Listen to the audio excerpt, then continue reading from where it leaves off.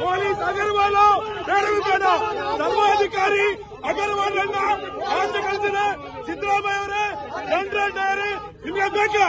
ಮಂಗಳೂರು ನಗರಕ್ಕೆ general dairy ಅಂತ ಧರ್ಮಾಧಿಕಾರಿ ಅಕ್ಕಾದಿ ಮಂಗಳೂರಕ್ಕೆ ಬೇಕಾಗಿಲ್ಲ. ಕೂಡಲೇ ವರ್ಗಾವಣೆ ಮಾಡಬೇಕು.